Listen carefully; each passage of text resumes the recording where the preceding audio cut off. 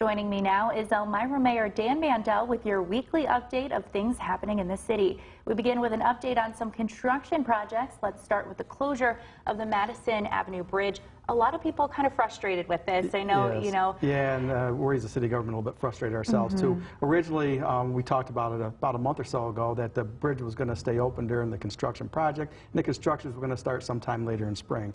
The contractor had initiated a plan with the DPW, our Department of Public Works, wanting to get this construction started in March, and indicated that it's going to have to close the bridge down because they have to have it completed by the end of June, because then they have to go over to Walnut Street Bridge and complete that by the end of the construction season this year. So both bridges need to be done, so that's why the closure.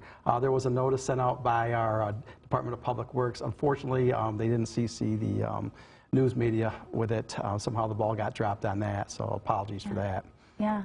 So talk about this detour then. What's the deal with the detour? Because I know some people are confused also about that detour and with pedestrians, bicyclists, things like that. The detour itself for vehicles, they're recommending everybody go to Clemens Center Parkway and use that as the detour to get to the south side. They have opened up the Lake Street Bridge for pedestrians to let them use that for right now until the construction is done. Inconvenience for 3 months, obviously, but the bottom line is the bridge is going to be all totally rehabbed.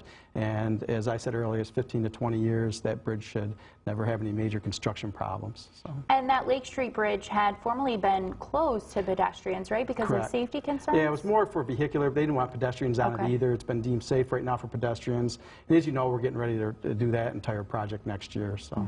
Okay. And I know there's also an update on the cultural connector for the roundabout, yes. right? Yeah, that is correct. And that's going to occur April 1st. It's going to start. We met with the businesses. That road will remain open during the entire project, so people that frequent the businesses over there can still be able to do that. Hilliard's is still going to be able to get their trucks in and out. So that project's going to start in April 1st with a completion date by the end of November. The main part of the construction should be done by the end of October, weather permitting. So.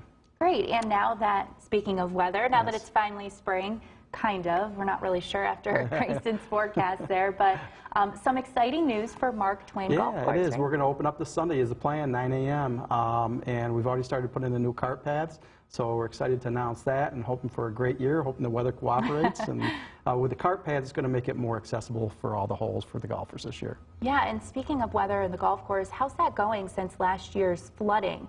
Was Mark Twain impacted much by that? Yeah, it was. And a lot of our big problems was the fact that we didn't have golf paths throughout the entire, cart paths throughout the entire course. That's going to be rectified this year. And then we had a problem with one of the holes, hole number 6, and we're working on getting that corrected also. All right, great. Well, unfortunately, that's all we have time for this week, but make sure to tune in next week for a new segment of Ask the Mayor.